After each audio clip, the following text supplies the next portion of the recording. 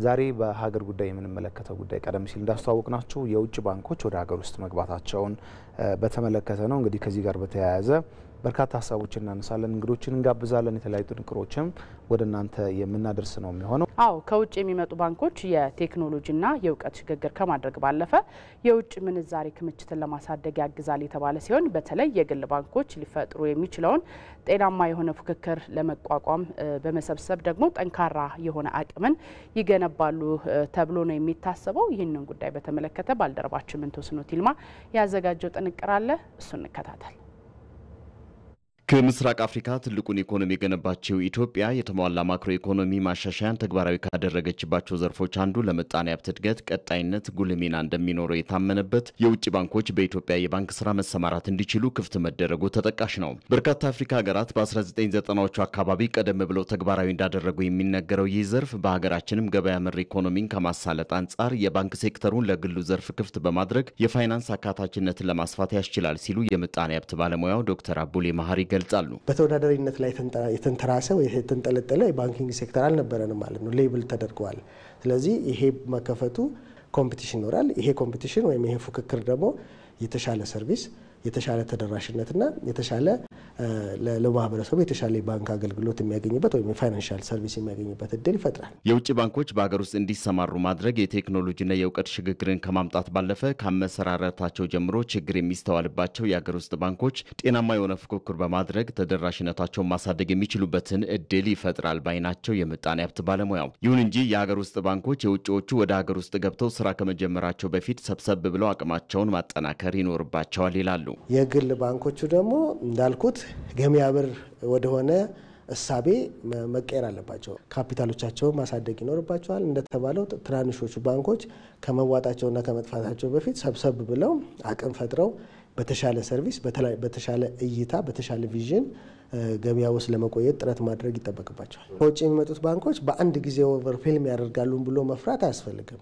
በሂደት ግን ፔኔትሬት እያደረጉ በመጡ ቁጥር የኛም ባንኮች እያዳከሟቸው የሚጠፉበት እድል ሰፊ ሊሆን ይችላል። በመሆኑም ከውጭ የሚመጡ ባንኮችን የሚቆጣጠር ጠንካራ ስርዓት መኖር ይኖርበታል የሚሉት ባለሙያው አስፈጻሚው አካል ይህንን በጥብቅ መከታተል አለበት ይላሉ። ሲስተም መዘርጋት ያስፈልጋል። በዋናነት ናሽናል ባንክ ፕሩደንሻል ሬጉሌሽንስ የምንላቸው እነዚህም ባንኮች የሚቆጣጠርበትን የሚከታተልበትንና ገበያውን በአግባቡ ኦፕሬት ማድረጋቸውን ኢንሹር የሚያደርግበት ፍሬምወርክ ጠንካራ የሆነ ሬጉሌሽን ያስፈልገዋል። ይህን ሬጉሌሽን ደግሞ ወደ መሬት አውርዶ ሊያስፈጽም ሊያሰራ የሚችል ሲስተም መዘርጋት ያስፈልገዋል። የሳይበር ሴኩሪቲ ኢሹ አጠናክረን በቴክኖሎጂ በተደገፈ አሁን ዘመኑ ዘምኗል። አርቲፊሻል ኢንተለጀንስ ዘመን ነው። ብዙ መስራት የሚገቡ ነገሮች ይኖራሉ ማለት ነው። ምክንያቱም በየቀኑ ቴክኖሎጂ ተቀያያሪ ስለሆነ ያንን የሚመጥን የሳይበር ሴኩሪቲ ሲስተም ሊኖረን ይገባል። ያንን ኢምፕሌስ ማድረግ ያስፈልጋል ማለት ነው። የውጭ ባንኮች በኢትዮጵያ ተቀጥላ ኩባንያ እንዲከፍቱና ከሀገር ውስጥ ባንኮች ጋር በሽርክና እንዲሰሩ በማድረግ ዘርፉ ለኢትዮጵያ ኢኮኖሚ እድገት የድርሻውን እንዲወጣ ያስችላል ብለዋል የምጣኔ ሀብት ባለሙያው ዶክተር አቡሌ ማህሪ። አዲስ ቀን ላይ ናችሁ ተመልካቾቻችን፣ አብራችሁን ስላላችሁ እናመሰግናለን። ቀደም ብለን ያነሳነውን ርዕሰ ጉዳይ ሰፋ አድርገን እየተመለከትነው እንቆያለን። በዚህ ጉዳይ ላይ ተጨማሪ ማብራሪያዎችን እንዲሰጡን እንግዶችን ጋብዘናል። በኢትዮጵያ ብሔራዊ ባንክ የባንኮች ሱፐርቪዥን ዳይሬክተር የሆኑት አቶ ፍሬዘር አያሌው እዚህ ስቱዲዮ ይገኛሉ። በማለዳ ከኛ ጋር ይገኛሉ። ቆየት ብለን ጥያቄዎችን ያነሳንላቸው ሀሳባቸውን ይሰጡናል። ከሳቸው ባሻገር በተጨማሪነት ከእንግሊዝ ለንደን የምጣኔ ሀብት ባለሙያው አቶ ዘመዴነህ ንጋቱ በቀጥታ መስመራችን ላይ ይገኛሉ። እሳቸውንም ከልብ እናመሰግናለን። ስለዚህ ቆየት ብለን ደግሞ የእነሱን ሀሳብ እንሰማለን። አስቀድመን ሌላ ጥንቅር እንከታተል። አዎ በታህሳስ ወር 2017 ዓ.ም የህዝብ ተወካዮች ምክር ቤት የባንክ ስራ ረቂቅ ማሻሻያ አዋጅን 13/2017 አጽድቋል። በኢትዮጵያ የባንክ ዘርፍ ለውጭ ኢንቨስትመንት ክፍት እንዲደረግም ይሄው አዋጅ ይደነግጋል። የውጭ ባንኮች ወደ ሀገር ቤት መግባት የሀገር ውስጥ ባንኮችን እጣ ፈንታና ተወዳዳሪነትን በምን መልኩ ሊያስቀምጠው ይችላል፣ ምንስ ፋይዳ ይኖራል የሚለውን በተመለከተ ባልደረባችን መሐመድ አልቃድር ያዘጋጀው ጥንቅር አለ። እሱን እንከታተልና እንመለሳለን።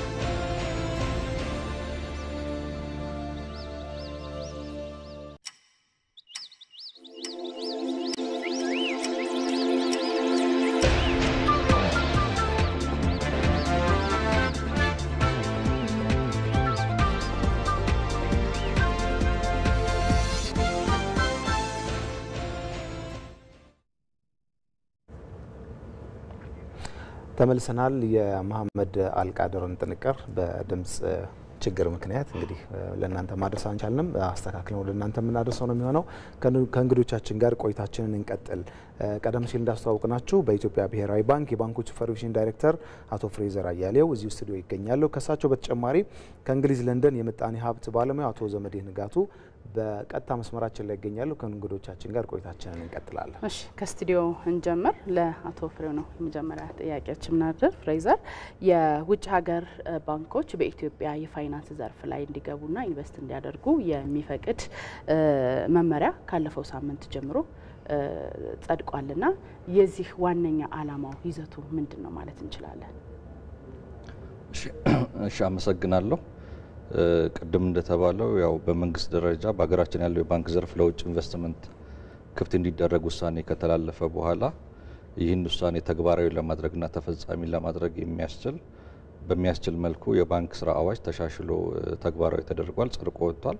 ስለዚህ በዚህ አዋጅ ላይ የተቀመጠውን ድንጋጌ በተለይም ደግሞ የውጭ ባንኮችን ጨምሮ የውጭ ኢንቨስተሮች በባንክ ዘርፍ ላይ እንዲሰማሩ የሚያስችለውን የመጨረሻ ሊባል የሚችለውን የፈቃድ አሰጣጥ መመሪያ በአስፈጻሚው መስሪያ ቤት በኩል በኢትዮጵያ ብሔራዊ ባንክ በኩል ከባለፈው ሳምንት ጀምሮ ወጥቶ ተግባራዊ ሆኗል ማለት ነው።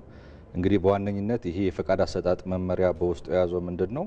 በተፈቀዱ የባንክ ስራ ላይ መሰማሪያ ስልቶች ወይም ደግሞ የባንክ ኢንትሪ ሞዳሊቲስ አማካኝነት የውጭ ኢንቨስተሮች የውጭ ባንኮች ኢትዮጵያ ውስጥ ባለው የባንክ ዘርፍ ላይ እንዲሰማሩ ባንክ ከፍተው ነው ስራ መጀመር እንዲችሉ የሚያስችል የፈቃድ አሰጣጥ ሂደት ምን ይመስላል የሚለውን በተመለከተ የተለያዩ መስፈርቶችና ድንጋጌዎችን ያካተተ ነው። እንግዲህ መመሪያውን በውስጡ በምናይበት ጊዜ በተለያዩ ምዕራፎች የተከፋፈለ ነው። ለምሳሌ ያህል በቅድመ ፈቃድ ወይ ደግሞ ፕሪ አፕሊኬሽን ፌዝ ላይ አመልካቾች ወይ ደግሞ የውጭ ባንኮች ወይ የውጭ ኢንቨስተሮች ምን አይነት መስፈርቶች ማሟላት አለባቸው፣ በአፕሊኬሽን ፌዝ ላይ በፈቃድ መስጫ ወቅት ላይ እንደዚሁም ደግሞ በድህረ ፈቃድ ወቅት ላይ እነዚህ አመልካቾች ምን አይነት መስፈርቶችና ጉዳዮችን ማሟላት አለባቸው የሚለውን ነገር በውስጡ አካቷል። እዚህ ውስጥ እንግዲህ ካሉት ዋና ዋና ጉዳዮች አንጻር ለማየት በመጀመሪያ ደረጃ እነዚህ የውጭ ሀገር ባንኮች ወይ ደግሞ የውጭ ኢንቨስተሮች ሁለንተናዊ ማንነታቸውን ሊያስረዳ የሚችል ሰነድ እንዲያሟሉና የተለያዩ አይነት ሰነዶችን እንዲያሟሉ ይደነግጋል። በተጨማሪም ደግሞ እነዚህ ኢንቨስተሮች ሲመጡ ምን አይነት ካፒታል ይዘው ነው መምጣት ያለባቸው እና ደግሞ እነዚህ ባንኮች አሁን ላይ እየሰሩበት ካሉበት አገር ላይ ካለ ተቆጣጣሪ አካል ሊያገኙት ስለሚገባው ይሁንታ ወይም ደግሞ ግሪን ላይት በተመለከተ ያስቀምጣል። ከዚሁ ጋር የተያያዘ በርካታ ልንላቸው የምንችል መስፈርቶችን አሟልቶ የያዘ ነው። ከዛ በተጨማሪ ይሄ አዋጅ በተለይ ደግሞ የውጭ ባንክ እንደራሴ ቢሮዎች በኢትዮጵያ ብሔራዊ ባንክ የቁጥጥር ማዕቀፍ ስር እንዲሆኑ ስለሚደነግግ እንደዚሁም ደግሞ የውጭ ሀገር ባንክ እንደራሴ ቢሮዎች በኢትዮጵያ ብሔራዊ ባንክ በምን አይነት መልኩ ፈቃድ እንደሚያገኙ ይህንንም የሚያስረዳና ዝርዝር መስፈርቶችን የያዘ መመሪያ ነው ልንል እንችላለን። እናመሰግናለን። ወደ አቶ ዘመዴነህ እንሂድ። እንግዲህ እሳቸው በቀጥታ ከለንደን መስመራችን ላይ ነው የሚገኙት። እናመሰግናለን። እንግዲህ ከዚህ ቀደምም በተደጋጋሚ ሲገለጽ ቆይቷል። ይሄ የውጭ ባንኮች ወደ ሀገር ውስጥ የመግባት ጉዳይ ብዙ ተስፋ እንዳለው ሲነገር ነበረና በእርስዎ እይታ የውጭ ባንኮች ወደ ኢትዮጵያ መምጣት ለፋይናንስ ዘርፉ ምንድነው ይዞት የሚመጣው? የሚያበረክተውን አስተዋጽኦ እንዴት ይገልጻል? አቶ ዘመዴነህ። በመጀመሪያ እዚህ እንዲገኝ ስለተጋበዝኩ አመሰግናለሁ። እንዳልከው ለንደን ያለሁት ዛሬ እንዳጋጣሚ ሆነ እንደውም ከብዙ ባንኮች ንግግር ውይይት ለማድረግም ለመሰብሰብም ኢንቨስትመንት ኮንፈረንስም ያለው አንዱ ቶፒኩ እዚህ ስለ አፍሪካም ቢሆን አንደኛው ስለ ኢትዮጵያ ማወቅ የሚፈልጉ ትልቅ ባንኮች ፋይናንሻል ኢንስቲትዩሽኖች አሉ። እነሱንም ለማነጋገር ነው እዚህ የመጣሁት። እንደተባለው የውጭ ባንኮች ኢትዮጵያ ውስጥ ይግቡ አይግቡ የሚለው ዲቤት ወይም ክርክር በጣም ብዙ ዓመታት አድርጓል። አሁን መጨረሻ ግን ተፈቀደ፣ ህጉም ወጥቷል። ስራ ላቄ ምንድን ነው የሚያመጡቁ የሚባለው ቀደም ብሎም ተነግሯል። ግን ከኔ ፐርስፔክቲቭ ደግሞ ስናየው አንድ ነው ሲምፕል መረጃ ልስጥህና ዝርዝሩን እሰጥሃለሁ። የኢትዮጵያን የሚያክል ጂዲፒ ያለው ሀገር በአሁኑ ጊዜ የውጭ ባንኮች የማትፈቅድ ኢትዮጵያ ብቻ ነበረች። እንደው እሱ ራሱ ትንሽ ማመለካከቻ አይደለም። ለምንድን ነው ዓለም ኢኮኖሚ ውስጥ ኢንቴግሬትድ የሆነ የገባን ትልቅ ኢኮኖሚ እየፈጠርን ያለው ወደፊትም ደግሞ በጣም ታድጋለች ተብሎ ፎርካስት የተደረጋት ሀገር ዩኒክ ሆና ብቻዋን የውጭ ባንኮች አትገባም ማለቱ ራሱ ብዙም ትርጉም አልነበረውም። የዛሬ 15-20 ዓመት ምናልባት ድቤት ሊደረግ ይችላል። ስለዚህ አንዱ እሱ ራሱ ማሳያ ነው።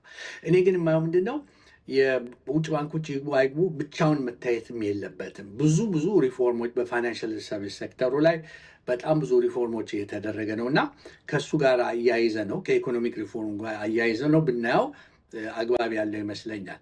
ናው ይህን ካልኩ በኋላ የኢትዮጵያ ባንኪንግ ሴክተር የት ነበር? አሁን ምንድን ያለው? የዛሬ 30 ዓመት ነው እንግዲህ የመጀመሪያዎቹ የግል ባንኮች ኢትዮጵያ ውስጥ የተፈቀደላቸው መንቀሳቀስ የጀመሩ። ከዛ በኋላ ወደ 31 የሚሆኑ የግል ባንኮች አሉ። ለ30 ዓመት ከለላ ወይም ሸልተር ተሰጥቷቸው ከሌላ ጋር እንዳይወዳደሩ እርስ በራሳቸው ብቻ እንዲወዳደሩ ተደርጎ እንዲያድጉ ተብሎ ለሀገር ይጠቅማሉ ተብሎ ብዙ ድጋፍ ተደርጎላቸው እዚህ ደርሰዋል አለ። አሁን ግን ከዚህ በኋላ አንድ ሰው 30 ዓመት ከለላ ከተደረገ በኋላ በራሱ መቆም መቻል አለብህ የሚል ትርጉም ነው የማሳየው። መሆንም አለበትም። ኢኮኖሚውም አሁን ባሉበት ሁኔታ ብቻ መደገፍ የሚችሉ አይመስለኝም። የውጭ ባንክም ድጋፍ ቢጨመርበት ቢገቡ የሚል አቋም ነው እኔም ያለኝ ለብዙ ዓመት እና ትርጉሙ ነው ተብሏል። ኖሌጅ ኖው ሃው እና ኤክስፐርቲዝ ወይም ሙያቸውን ይዘው ይመጣሉ። የውጭ ባንኮች ዓለም አቀፍ ኤክስፔሪንሳቸውን ይዘው ይመጣሉ። ቴክኖሎጂ ኦፍኮርስ የኢትዮጵያ ባንኮችም ኢምፕሊመንት ያደርጉ ነው። ግን የነኚህ በጣም የዳበረ ለብዙ ዓመታቶች ሲሰሩበት የነበረውን ቴክኖሎጂ በቀላሉ ኢትዮጵያ ውስጥ ይዘው ኢንትሮዲውስ ያደርገው ያስገባሉ። የሰዎች ኤክስፔሪንስ ያላቸው ሰዎች ይዘው ይመጣሉ እና ይሄ የእኛም ባንኮች ቀልጠፍ ብለው ነቃ ብለው እንዲሯሯጡ ይህን ስንል የኢትዮጵያ ባንኮች ደግሞ ብዙ አድቫንቴጆች አላቸው። ገበያውን ያውቃሉ፣ ደንበኞቻቸውን ያውቃሉ፣ አገሪቱን በጣም ያውቃሉ እና ዝም ለውጭ ባንክ መጥቶ ገበያቸው ማርኬት ሼራቸውን ይወስድባቸዋል ማለትም ፍርሃት አያስፈልግም። ነገር ግን ባይ ኔቸር ኮምፒቲሽን ውድድር አንድ ገበያ ውስጥ ሲገባ እነኛ ማንኛውም ድርጅት ሌላ ያለውን ፐርፎርመንስ ከፍ ማድረግ አለበት እና እኔ አንዱ ኤክስፔክት ማደርገው እነኚህ የኢትዮጵያ ባንኮች በዓለም አቀፍ ደረጃ ተወዳዳሪ የሚሆኑበትን አይነት ጭንቅላት ማይንድሴት ይዘው ለደንበኞቻቸው አዳዲስ ፕሮዳክቶች ለደንበኞቻቸውም የማስተዋወቅ ግዴታ ይኖርባቸው። ምክንያቱም እነሱ ካላደረጉት የሚመጡት ባንኮች የውጭ ባንኮቹ ገበያቸውን ይወስድባቸዋል ማለት ነው እና ትልቅ ጥቅም አለው እንዳልኩት ከሀገሪቱ ኢኮኖሚክ ሪፎርም ጋር ግን መታየት አለ። ለምሳሌ አሁን ካፒታል ማርኬት ተከፍቷል ኢትዮጵያ ውስጥ አለም። እንደምታውቁት ስቶክ ኤክስቼንጁ ትሬድ ማድረግ ጀምረዋል። እንደውም እኛ በሲቢ ካፒታል በኩል አድርገን የመጀመሪያውን ትሬድ ያለፈው ሳምንት ነው ያደረግነው። ካፒታል ማርኬቱ ብቻ ራሱ በጣም እየዳበረ እያደገ በሚሄድበት ጊዜ ዝም ብሎ የተቀመጡ ባንኮች ደንበኞቻቸውን የሚያጡበት ደረጃ ላይ ያደርሳ ይችላል። ስለዚህ ቀልጠፍ ያደርጋል። የውጮቹም ገቡ ካፒታል ማርኬት ውስጥ ፓርቲሲፔት ያለው እድል በሚኖርበት ጊዜ እነኚህ ባንኮች እኔም እኮ ቀልጠፍ ማለት አለብኝ ማደግ አለብኝ። ይሄን ካልኩ በኋላ ግን መጨረሻ ማስመር ፈልገው ምንድን ነው አንዱ እኔ ጥቅም ያመጣል ብዬ ውጭ ባንኮችን እንደ ይኸው እየመጡባችሁ ነው ብሎ ማሳያ የሚሆነው ምንድን ነው እነኚህ ትንንሽ ባንኮች ናቸው ኢትዮጵያ ውስጥ with all due respect ከአክብሮት ጋር ይሄን ምለው። ምክንያቱም በዓለም አቀፍ ደረጃ አሁን በጣም ለብዙ ዓመት የዓለም አቀፍ ደረጃ የዳኞች የባንኮች የዓመታዊ ስብሰባ ላይ ዳኛ ነኝ እና ብዙ ጊዜ የማየው ነገር ምንድነው ኢትዮጵያ ውስጥ ያሉ ባንኮች ቁጭ ብለው እየጠበቁ ነው መዋሃድን ይሄ መርጀርስ ኤንድ አኩዚሽን የሚባለውንም በስራ ላይ አለዋሉትም ብዙ ምክንያቶች እያመጡና አንዱ እኔ እንደው ቶሎ ያፋጥንባል ይሄ መግባታቸው የውጭ ባንኮች መግባቱ ያፋጥነዋል ምለው መዋሃድን ምክንያቶቹን ትተው መዋሃድን እንዲያፋጥኑት አክሰለሬት እንዲያደርጉ ያደርጋል የሚል ነው። ምክንያቱም በጣም እንኳን በዓለም አቀፍ ደረጃ በኢትዮጵያ በአፍሪካ ደረጃ እንኳን ትንንሽ የሚባሉ የባንኮች ነው ያሉ። ትልቅ ሊመስሉ ይችላሉ ኢትዮጵያ ውስጥ ነገር ግን ይሄን ያህል እዚህ ግቡ የሚባሉ ባንኮች አይደሉም። ራንኪንጉን በየዓመቱ መቶ ትልቅ ባንኮች የሚባሉትን በምናይበት ጊዜ 80ኛ ናቸው። እንደውም የሚቀጥለው ዓመት ከመቶ ውስጡም አይገቡም እና ይሄም ምክንያት ሆኖ ውድድር እየመጣብን ነው የሀገር ውስጥም የውጭም እያም ብለው መዋሃድን ደግሞ ያፋጥነዋል የሚል እምነት አለ። እንግዲህ ምናልባት በቀጣይ ሌሎች ጥያቄዎችን መመለስ እችላለሁ። መልካም እንግዲህ ሁለቱም ሲያነሱልን የነበሩት የውጭ ባንኮች ወደ ሀገር ውስጥ በመመሪያ የተደገፈም ስለሆነ ተፎካካሪ ተወዳዳሪ ባንኮች እንደሆነ የሚያግዝ መሆን ነው እያነሱልን የሚገኙት። ቀደም ሲል የባልደረባችንን ዘገባ ስንከታተል ነበር፣ በድምጽ ተቋርጦ ነበር። ወደዛ ነው የምንመልሳችሁ። የውጭ ባንኮች ወደ ሀገር ቤት መግባት የሀገር ውስጥ ባንኮች እጣ ፈንታቸው ምን ይሆናል የሚለውን የሚያመላክት ዜና ባልደረባችሁ መሐመድ አልቃድር አዘጋጅቷል። እሱ እንከታተል። የውድድር ሜዳው ይሰፋል ወይንስ ተጫዋቾቹ ይጠፋሉ? የዚህ ጥያቄ ማጠንጠኛ የውጭ ባንኮች ወደ ሀገር ቤት እንዲገቡ እንቅስቃሴዎች መኖራቸውን ተከትሎ የሀገር ውስጥ ባንኮች እጣ ፈንታና ተወዳዳሪነት ምን ሊሆን ይችላል ከሚል የመነጨ ነው። በኢትዮጵያ ለረጅም ዓመታት የባንክ ዘርፉን የመራው የኢትዮጵያ ንግድ ባንክ ብቻ ነበር። ኢንዱስትሪው የግሉን ዘርፍ ካሳተፈ በኋላ የባንኮች ተደራሽነትና እድገት በፍጥነት መራመድ ችሏል። አሁን ላይም የባንኩ ዘርፍ እድገት ጨምሮ ቁጥራቸውም 32 ደርሷል። የግሉን ዘርፍ ያሳተፈው ይህ የባንክ ኢንዱስትሪ ተወዳዳሪነቱን ለማሳደግ የዓለም የፋይናንስ ስርዓት ለውጦችን ተከትሎ በቀጣይ የውጭ ባንኮች ኢትዮጵያን መዳረሻቸው ያደርጋሉ ተብሎ ይጠበቃል። ለመሆኑ ይህ ተግባር ምን ይዞ ይመጣ ይሆን? የሀገር ውስጥ ባንኮች ተወዳዳሪነትንስ በምን መልኩ ሊያስቀምጠው ይችላል? በታህሳስ ወር 2017 በሕዝብ ተወካዮች ምክር ቤት የባንክ ስራ ረቂቅ አዋጅ 1360/2017 ሆኖ ጸድቆ በኢትዮጵያ የባንክ ዘርፍ ለውጭ ኢንቨስትመንት ክፍት እንዲደረግ ተደንግጓል። የውጭ ሀገር ባንኮች ወደ ሀገር ውስጥ ገብተው እንዲሰሩ ቢደረግ አማራጮች የሚፈጠሩ ይሆናል የሚሉ ሀሳቦች ጎልቶ ይደመጣሉ። በሌላ በኩል ደግሞ ውሳኔው የሀገር ውስጥ ባንኮችን አቅም ያዳክማል የሚሉትም መከራከሪያቸውን ያነሳሉ። የውጭ ሀገር ባንኮች ነባር የሀገር ውስጥ ባንኮች የደረሱባቸውን ገጠራማ ቦታዎችንስ ተደራሽ ያደርጋሉ የሚለው ሌላኛው ጥያቄም ነው። የውጭ ሀገር ባንኮች በሀገር ውስጥ የፋይናንስ ዘርፍ እውቀት እንዲኖር በቴክኖሎጂ የታገዘ የባንክ አገልግሎትም እንዲዳረስ ያደርጋሉ ተብሎም ይጠበቃል። ሌላኛው ፋይዳቸው ከፍተኛ ብድሮችን እንዲሰጡና በዚህም ያለውን ሽንቁር ለመድፈን ይችላሉ ሲሉ ሙያተኞች ይናገራሉ።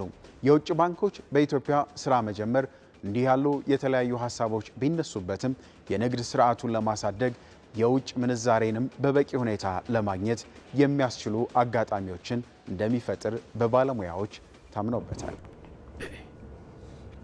እንቀጥላለን ተመልካቾቻችን። ወደ እንግዶቻችን የምንመለሰው ወደ አቶ ፍሬዘር እንመለስና የውጭ ባንኮች በኢትዮጵያ ኢንቨስት ሲያደርጉ በምን መልኩ ነው ኢንቨስት ማድረግ የሚገባቸው? ያው የውጭ ባንኮች በተለያዩ አማራጮች በኢትዮጵያ ባለ የባንክ ዘርፍ ላይ መሳተፍ እንደሚችሉ ተደንግጓል። ከነዚህም መካከል አንደኛው ምንድነው የውጭ ባንክ ተቀጥላ ኢትዮጵያ ውስጥ በመመስረትና በማቋቋም ወይም የፎሬን ባንክ ሰብሲዲያሪ በምንለው ሞዳሊቲ ሊሰማሩ ይችላሉ። ሁለተኛው ደግሞ ባንክ ኢትዮጵያ ውስጥ ማቋቋም ሳያስፈልግ የውጭ ባንክ የቅርንጫፍ ቢሮ የፎሬን ባንክ ብራንች የምንለውን ኢትዮጵያ ውስጥ ከፍተው በተመሳሳይ አገልግሎት ሊሰጡ ይችላሉ። ከዚህም ባለፈ ደግሞ ኢትዮጵያ ውስጥ ባሉ በነባርና አዳዲስ ባንኮች ላይ የአክሲዮን ድርሻ ኢንቨስትመንት ወይ ደግሞ ኢኩዊቲ ኢንቨስትመንት በማድረግ ተሳትፎ ሊያደርጉ ይችላሉ ማለት ነው። አቶ ዘመዲና ወደ እርሶ ተመልሰናል። ባልደረባችንም ባጭሩ ምን አይነት ተስፋ አለው እድል ይዞ ይመጣል የሚለውን ነው ሊነግረን የሞከረውና እርሶም ቀደም ብለው አንስተውታል። ምናልባት ግን የሀገር ውስጥ ባንኮች ላይ ምን አይነት ተጽዕኖ ሊያሳድር ይችላል የሚለው መታየት አለበት ብለን እናስባለንና እዚህ ላይ ምን አስተያየት አለው አቶ ዘመዲና? በጣም ጥሩ ጥያቄ ነው። ምክንያቱም ሁልጊዜ እንግዲህ አንድ ገበያ ሲከፈት ወይም ሌላ አዲስ ተወዳዳሪ ግባ ሲባል ፍርሃትም ይኖራል። ይሄ ናቹራል የሆነ ነገር ነው። በእኔ ግምት ቀደም ብዬ እንዳልኩት የኢትዮጵያ ባንኮች ሀገር ውስጥ ያሉት የግል ባንኮች ራሳቸውን ትኩረት ሰጥተው ፎከስ ሰጥተው እንዴት ነው በኢትዮጵያ ደረጃ ወደፊትም ደግሞ በኢስት አፍሪካ ደረጃ ተወዳዳሪ መሆኑ ብለው ስትራቴጂ አውጥተው በስራ ላይ መዋላት ከቻሉ እኔ ይህን ያህል የሚያስፈራ ተጽዕኖ ይመጣባቸዋል ብዬ አላምንም። እንዳልኩ ቀደም ብዬ ትንንሾች ናቸው። እሱን አክኖሌጅ ማድረግ አለባቸው። አለን ብቻ በቂ አይደለም። ይህን ስልግ ግን የግል ባንኮች ኢትዮጵያ ውስጥ ከተፈቀደ ጀምሮ ባለፈው 30 ዓመት ውስጥ ብሔራዊ ባንክ መንግስትም ብዙ ድጋፍ አድርጎላቸው ዛሬ ጠንከር ብለዋል። አቅማቸው ትንሽም ቢሆን አንድ ባንክ ከስሮ ከስራ ወጥቶ አያውቅም። በየዓመቱ ሁሉም ባይባል በአብላጫው ትርፋማ ናቸው። ምን ያህል ትርፋማ ናቸው የሚለው ምናልባት ለሌላ ጊዜ እንወያዩዋለን። ስለዚህ በብዙ ጥረት በሀገር ደረጃ ጥረት ተደርጎላቸው እዚህ ደርሰዋል እና አሁን እንዳልኩት ጌሙ ወይም ጨዋታው እየተለወጠ ነው የሚለው የድሮ አይነት ጨዋታ እንደማያዋጣቸው አግኖሌጅ አድርገው ስራ ላይ መዋል ከቻሉ ለሚችሉት ይሄ እንደውም ጥሩ አጋጣሚ ነው። ምናልባት እዚህ ላይ አቶ ፍሬዘር ላይ ለመጨመር ፈልግ ምንድነው የውጭ ባንኮች ሲገቡ ከሎካል ባንኮች ከኢትዮጵያ ውስጥ ካሉ ባንኮች ላይ ሼር መግዛት ተፈቅዶላቸዋል። ባለሳሳት 40% በላይ ሊሆን ይችላል።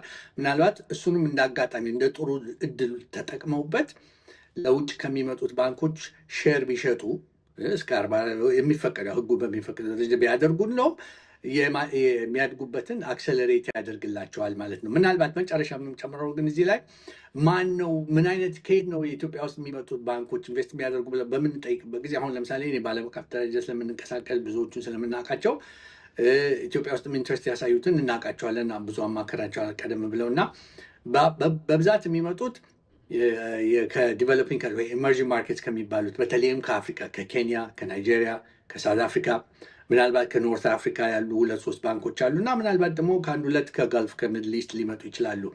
የአሜሪካና የዩሮፒያን ባንኮች አፍሪካ ውስጥ ኢንቨስት ማድረግ አቁመዋል። እንደውም ብዙዎቹ ትልቆቹ እንደ ሲቲ ባንክ አይነቶቹ የአሜሪካው ትልቁ ሲቲ ባንክ እና ሌሎቹም አፍሪካን ጥለው ወጥተዋል። ያላቸውንም በትንሽ በሆልሴል ባንክ በኮርፖሬት ባንኪንግ ብቻ ነው የሚሰሩት እና እኛም እንደ ሀገር እንደ ፖሊሲ ሜከር አምሹር የታሰበበት ነው ብዬ ገምታለሁ። የሚመጡት ከኢመርጂንግ ማርኬት የኢትዮጵያን አይነት ኢኮኖሚ የለመዱ በጣም ዘመናዊ ማድረግ የቻሉ ናቸው። ኃይለኛ ተፎካካሪ እንደውም የውጭ የዩሮፒያን የአሜሪካን ባንኮች የሚመጡ ለመወዳደርም እንደ አፍሪካ አይነት ኢንቫይሮንመንት ውስጥ ብዙ አልቻሉ። ስለዚህ የሚመጡት በጣም የተጠናከሩ አሁን በቅርብ ጊዜ አንድ የኬንያ ባንክ አንድ ስብሰባ ላይ ኢትዮጵያ አዲስ የተደረገ ላይ ሲኦ ራሳቸው ሲናገሩ ነበረ። አንድ ባንክ 40% ድረስ ለመግዛት ወስነናል ብለዋል። የጎረቤታ የኬንያ ባንክ ናቸው እና እነኚህ በጣም ጠንካራ ባንኮች ናቸው። እያደጉ የሚሄዱ ኢኮኖሚ ውስጥ ያለውንም እድልም ያለውንም ቻሌንጅ ተዋጥተው ኤክሲድ አድርገው ሰርቫይቭ ያደርጉ ባንኮች ስለሆነ የኢትዮጵያ ባንኮች ይህንን መጠንቀቅ አለባቸው። እናሸንፋለን ብቻ ሳይሆን ስትራቴጂ ያስፈልጋቸዋል እና ይሄ ነው እንግዲህ ያለው ኢንቫይሮንመንት ማለት ነው። መልካም፣ ወደ ስቱዲዮ እንመለስ። አቶ ፍሬዘር ይህንኑ ጥያቄ ነው ለእርስዎ የምናነሳው። የሀገር ውስጥ ባንኮች አይጎዱም ወይ? ከዚህ አንጻርስ መንግስት በፖሊሲ ምን አይነት ድጋፍ ነው እያደረገላቸው ያለ የሚለው እናንሳው።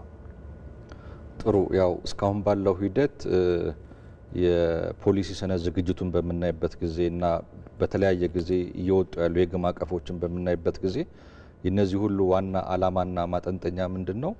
የባንክ ዘርፍ ለውጭ ኢንቨስትመንት ክፍት በማድረግ ሊገኝ የሚችለውን ጥቅም ወይ ትሩፋት የበለጠ ማጠናከር፣ እንደዚሁም ደግሞ ሊከሰቱ የሚችሉ የጎንዮሽ ጉዳቶች ካሉ ደግሞ እነሱን ለመቀነስ በሚያስችል መንገድ ነው ስራ ሲሰራ የቆየው ማለት ነው። ለዚህም ለምሳሌ ማሳያ ሊሆን የሚችል ጉዳይ ምንድን ነው? አንደኛ ይህ የተባለው ተጽዕኖ በጎላ መልክ እንዳይመጣ ለማድረግ አንደኛ የውጭ ኢንቨስተሮችና የውጭ ባንኮች ኢትዮጵያ ውስጥ ሲሰማሩ ሊኖራቸው የሚችለው የኢንቨስትመንት መጠንና ምንድን ነው የሚለውን መገደብ። በሁለተኛ ደረጃ ኢትዮጵያ ውስጥ የውጭ ባንኮች ምን ያህል ነው ቁጥራቸው ሊሆን የሚገባው የሚለውንም የመገደብና የመወሰን ስልጣን እንደዚሁ ለብሔራዊ ባንክ ተሰጥቶታል ማለት ነው። ከዚህ በተጨማሪ አጠቃላይ የውጭ ባንኮች ኢትዮጵያ ውስጥ በሚሰማሩበት ጊዜ ሊኖር የሚችል ተጽዕኖ ካለ ያንን ማኔጅ ሊደረግ በሚችልበት አግባብ ነው የተሰራው ማለት ነው። ለዚህ አሁን ማሳያ ሊሆን የሚችለው ብሔራዊ ባንክ በማንኛውም ሰዓት ለምሳሌ ለአዳዲስ የውጭ ባንኮች ፈቃድ የሚሰጥበትን ሁኔታ ሊያዘገይ ወይ ደግሞ ሞራታሪየም ኢሹ ሊያደርግ የሚችልበት ሁኔታው ራሱ ተደንግጓል ማለት ነው። ስለዚህ እነዚህን ነገሮች ስናይ በአጠቃላይ የሀገር ውስጥ ባንኮች እስካሁን ባለው ሂደት በሀገሪቷ ኢኮኖሚ እድገትና ልማት ላይ የነበራቸውን አስተዋጽኦ አጠናክረው እንዲቀጥሉ በሚያስችል መንገድ ነው ዝግጅት የተደረገ ያለውና ስራም እየተሰራ ያለው ማለት ነው። ይሄ ማለት ግን እያንዳንዱን ኢንዲቪጁዋል ወይ ደግሞ እያንዳንዱን ባንክ መንግስት በተናጠል የውድድር መንፈስን በሚጎዳ መልክ ሌላ አይነት ከለላ ሌላ አይነት ነገር ያደርጋል ማለት አይደለም። ግን እንደ ዘርፍ ግን እንደ ባንክ ዘርፍ ግን የባንኪንግ ሲስተሙ በኢትዮጵያ ውስጥ በዋነኝነት በሀገር ውስጥ ባለሀብቶች በሀገር ውስጥ ባንኮች እየተመራ ሊቀጥል በሚችልበት አግባብ በዛ ደረጃ ነው ዝግጅት ሲሰራ የነበረው። የህግ ማዕቀፉም የሚያሳየን ይህንኑ ነው። ስለዚህ የውጭ ባንኮች ወደ ሀገር ውስጥ ይገባሉ ሲባል እንዲሁ እንደተፈለገ የሚገቡ ሳይሆን ህግና መመሪያ ያለው ስለሆነ ገደቦችም አሉት ማለት ነው። አዎ ቁጥጥር ባለበት መንፈስ ነው የሚተገበረው። አቶ ዘመዴነ ወደ እርስዎ እንመለስ። የመጨረሻ ጥያቄ ምናልባት ለሀገር ውስጥ ባንኮች ምን ያህል ስጋት ይሆናል የሚለውን ደጋግመን ያነሳነው ጉዳይ ነው። ነገር ግን እንደ ከተጠቃሚ አንጻር ደግሞ እንመልከተውና እንግዲህ በሀገራችን ብዙ ያልተደገፉ በፋይናንስ ያልታገዙ ክፍለ ኢኮኖሚዎች አሉ። ከነኛ መካከል አንዱ ግብርና ነው። የማኑፋክቸሪንግ ዘርፉም ቢሆን ያን ያህል ተደግፏል ተብሎ አይታሰብምና ከዚህ በኋላ ውድድሩ እየሰፋ በመጣ ቁጥር እነዚህ ያልተደረሰባቸውን አካባቢዎች የመድረስ እድል ይኖራል የሚል ተስፋ አለና ከዚህ አንጻር ምን አይነት ጥቅም ይኖራል የሚለውን ያንሱልንና የሀገር ውስጥ ባንኮች ደግሞ ምን አይነት ዝግጅት ማድረግ እንዳለባቸው አያይዘው ቢነግሩን በጣም ደስ ይለናል። የመጨረሻውን ጥያቄ መጀመሪያ ልመልሰው። የሀገር ውስጥ ባንኮች ምን አይነት ዝግጅት ማድረግ አለባቸው የሚለው ለእኔ በጣም ኢምፖርታንት የሆነ ጥያቄ ነው። ምክንያቱም ውድድሩን ለመቋቋም አሸንፈው ለመሄድ ቀጠል ፍላጎት ካላቸው፣ ስትራቴጂ ካላቸው፣ ያላቸውን ካፒታል ያላቸውን ሪሶርስ እንደዚህ ላልካቸው አይነት ሴክተር ላይ ኢንቨስት ማድረግ ይኖርባቸዋል። ለምሳሌ እንደው ሲምፕል የሆነ ልስጥ እና ሁሉም ባንክ እየተነሳ 50-60 ፎቅ 70 ፎቅ በ600 በ700 ሚሊዮን ዶላር በ1 ቢሊዮን ብር የሚሰሩበት ቀን መቆም አለበት። ተዋሃዱ የምለው ለዚህ ነው። ካፒታላቸው ውስን ስለሆነ ወደፊት አሸንፈው ገበያ ውስጥ አሸንፈው የሚወጡበት ስትራቴጂ መውጣት አለበት። ዝም ብለው ያልሆነ ሪሶርስ በየቦታው አሎኬት አለማድረግ ነው። እንዳልኩ ለእኔ ሲምፕል ኤግዛምፕል የማልኩት ህንፃው ቪዚብል የሆነ ነገር ነው፣ ግን ወጪው በጣም ከፍተኛ ነው። ለብድር መስጠት ሲችሉ፣ ቴክኖሎጂ ላይ ኢንቨስት ማድረግ ሲችሉ፣ ሰው ላይ በተለይ በጣም ትልቅ ሰው ላይ ኢንቨስት፣ ምክንያቱም ባንኪንግ አንዱ ሰው ያስፈልገዋል፣ በጣም የሰለጠነ ሰው ያስፈልገዋል። እሱ ላይ በማድረግ ፋንታ ማሁን ነገር ላይ ወጪ እንዳያደርጉ ያደርጋቸዋል የሚል ነው። የውጭ ባንኮች መጥተው እንደው ትኩረት እንዲያደርጉ ይሳል።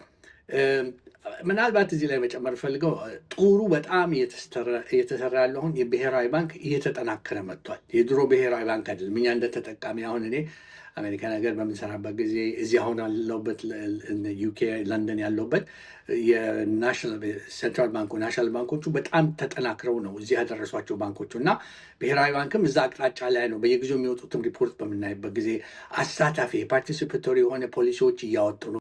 ዝም ብሎ በቫኪዩም ብቻቸውን እንደ ድሮ አይወጣም። ይሄ ራሱ ለባንኮች ለእኛ ባንኮች ብዙ ስጠይቃቸው ድሮ የእኛ ባንኮች እኮ ብሔራዊ ባንክ የዛሬ ብዙ ዓመት በፊት ነው ማውራ ብሔራዊ ባንክ እኮ ሳያማከርም ፖሊሲ ብቻ ነበር የሚያወጣው፣ ትእዛዝ ብቻ ነበር የሚያወጣው። አሁን እሱ ተቀይሯል። አሁን እነኚህ ድራፍት የምታያቸው ህጎች በሙሉ በፓርትነርሺፕ የወጡ ናቸው እና ስኬታማ እንደሆና እንደተባለውን ደግሞ የኢትዮጵያ የናሽናል ኢንትረስት አላት። የኢትዮጵያ ባንኮች ተወዳዳሪ የሆነው አገሪቱን ምክንያቱም ጥሩም ይሁን መጥፎ ያጋጠማቸው የራሳቸው ባንኮች ስለሆኑ ናሽናል ይሄ ሁሉም ሀገር አሜሪካኖችም የሚያደርጉት ዩሮፒያኖች የሚያደርጉት የራሳቸውን ባንኮች ፕራዮሪታይዝ ወይም እንዲያሳድጉ በመጥፎውን ጊዜ ይደግፉ ነው። አሁን ብዙ ዓመት ላቲን አሜሪካ ሰርቻለሁ፣ በተለይ አርጀንቲና፣ ብራዚል ሰርቻለሁ እና አንዳንድ ሀገሮች ያስተሳሳቱትን አይ ቲንክ እኛም ተምረን እንደዛ እንዳሁን የተደረገ እንደሆነ አውቃለሁ። ስለዚህ ጥሩ አጋጣሚ ነው። ብዙ አያስፈራቸውም፣ ብዙ አያሳስባቸውም። ግን ከራሳቸው ከባንኮቹ ደግሞ ጥንቃቄና ዝግጅት ያስፈልጋቸዋል። በተለይ መዋሃድ የምትለውን ካላደረጉ በእውነቴን ነው የምለው አውትካሙ ያው ነው የሚሆናቸው።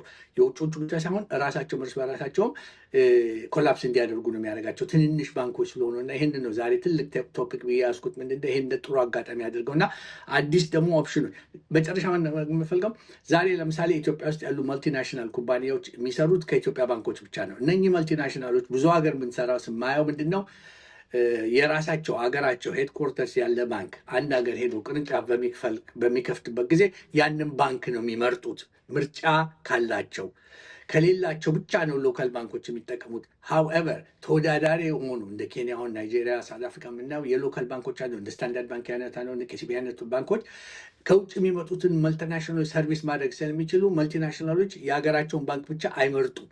ሎካል ባንኮች የኢትዮጵያ ባንኮችም አንዱ ዛሬ ስማቸውን አልጠቅስም እንጂ ትልልቅ መልቲናሽናል ኢትዮጵያ ውስጥ እየሰሩ ነው ያሉት። ወደፊት ኢንተርናሽናል ባንኮች ሲገቡባቸው ወደዛ እንደሚሄዱ እርግጠኛ ነኝ። ሰርቪሳቸውን ቀልጣፋ ካደረጉ የማበደር ካፓሲቲውን ከፍ ካላደረጉ ሉዝ ነው የሚያደርጓቸውን እና ይህንንም ከግንዛቤ ውስጥ ማስገባት አለባቸው ማለት ነው። መልካም ወደ አቶ ፍሬዘር እንምጣና የመጨረሻ እናድርገው። ሁለት ጥያቄዎችን ነው ማነሳው። የውጭ ሀገር ባንኮች ወደ ሀገር ውስጥ መግባታቸው ለዜጎች የሚያስገኘው ጥቅም ምንድን ነው የሚለውን እናንሳ። የሀገር ውስጥ ባንኮች ደግሞ ከውጭ ሀገር ከሚመጡት የውጭ ሀገር ባንኮች ጋር ተወዳዳሪ ለመሆን ምን ማድረግ ይጠበቅባቸዋል? ኦኬ እንግዲህ ለዜጎች ምን ጥቅም ያስገኛል የሚለውን ስናይ ቅድም እንደተባለው የውጭ ሀገር ባንኮች ኢትዮጵያ ውስጥ መግባታቸው የሚያስገኘው ጥቅም ምንድነው? ይዘውት የሚመጡት የአሰራር እውቀት፣ ክህሎት፣ ቴክኖሎጂ አለ። ይሄ አንደኛውና ዋነኛው ጉዳይ ነው። ሁለተኛው ጉዳይ ደግሞ ምንድነው? ኢትዮጵያ ውስጥ ያለው የባንክ ስርዓት የበለጠ ውድድር ያለበትና ኢፊሸንት የሆነ የባንክ ስርዓት እንዲኖር ያስችላል። ስለዚህ ኢፊሸንት የሆነ የባንክ ስርዓት ደግሞ እንዲኖር ኢትዮጵያ ውስጥ የሚሰሩ ባንኮች የበለጠ ኮስት ኮንሺየስ በሆነ መንገድ እና የተለያዩ ጥቅም ያላቸው የፈጠራ የታከለባቸውን አገልግሎቶች እንዲሰጡ ያስችላል። ስለዚህ እነዚህ ሁሉ ነገሮች ተደማምረው ለመጨረሻው የፋይናንስ ተጠቃሚ የተሻለ እና ጥራት ያለው የባንክ ፕሮዳክት ኤንድ ሰርቪስ በተሻለ ዋጋ እንዲገኝ ያስችላል ማለት ነው። ስለዚህ ዋናው ጥቅም በዚህ መልክ ሊገለጽ ይችላል። ሌላው ጥያቄ የሀገር ውስጥ ባንኮች ምን ማድረግ አለባቸው የተባለውን ጉዳይ ምንድነው? እንግዲህ ቆም ብሎ ማሰብና ስትራቴጃይዝ ማድረግ ያስፈልጋል። ይሄ ምን ማለት ነው? አዲስ የሚመጣው የባንክ የውድድር አውድ ወይ ደግሞ ኮምፒቲቲቭ ላንድስኬፕ ምንድነው? ከዚህ አኳያ እያንዳንዱ ባንክ ያለው ጥንካሬ እና ደካማ ጎን ምንድነው የሚለውን በተመለከተ ጥልቀት ያለው ግምገማና ትንተና በባንክ ደረጃ መሰራት መቻል አለበት። ይህም እንግዲህ ምን ማለት ነው? እያንዳንዱ ባንክ ከቴክኖሎጂ አንጻር ከአገልግሎት አሰጣጥ ቅልጥፍና አንጻር እና ደግሞ ያለን ከስተመር ቤዝ ያላቸው ከስተመር ቤዝ ማን ነው የሚለውን ከመፈተሽ አንጻርና ከሌሎች ጉዳዮች አንጻር ጥልቅ የሆነ ግምገማ በማድረግ አዲሱን የውድድር አውድ እንዴትና በምን አግባብ ነው የኔ ባንክ ተቋቁሞ ብቁና ተወዳዳሪ ሆኖ ሊቀጥል የሚችለው የሚለውን ጉዳይ በደንብ ስትራቴጃይዝ አድርጎ መተግበር መቻል አለበት ነው። በዚህም ሂደት የተለያዩ አይነት አማራጮችን መተግበር ይቻላል። ለምሳሌ ቅድም እንደተባለው የካፒታል አቅምን ማጠናከር ሊሆን ይችላል። ሁለተኛ ከሌሎች ባንኮች ጋር በፈቃደኝነት የሚደረግ ውህደትን ማከናወን ሊሆን ይችላል። ሌላው ደግሞ ከውጭ ባንኮች ጋር በፓርትነርሺፕ እነሱ እዚህ ሀገር ውስጥ ያሉ ባንኮች ላይ መጥተው ኢንቨስት የሚያደርጉበትን ሁኔታ በማመቻቸት ሊሆን ይችላል። በተለያየ አይነት መንገድ ብቻ እንዴት ነው እኔ የምመራው ባንክ በቀጣይ ባለ የውድድር ማዕቀፍ ውስጥ ብቁና ተወዳዳሪ ሆኖ ሊቀጥል የሚችለው የሚለውን በተመለከተ በስትራቴጂ በተደገፈ መልኩ ስራ መሰራት ይኖርበታል ማለት ነው። እናመሰግናለን። በኢትዮጵያ ብሔራዊ ባንክ የባንኮች ሱፐርቪዥን ዳይሬክተር አቶ ፍሬዘር አያሌው ከዚህ ከስቱዲዮ እንዲሁም በተጨማሪነት ከእንግሊዝ ለንደን የምጣኔ ሀብት ባለሙያው አቶ ዘመዲነህ ንጋቱ በቀጥታ መስመራችን ላይ ተገኝታችሁ ለሰጣችሁ ማብራሪያ ስለ ሀሳባችሁ ስለ ትኩረታችሁም ጭምር ከልብ እናመሰግናለን። መልካም ቀን እንዲሆንላችሁ ለሁለታችሁም እንመኛለን። ሰላም።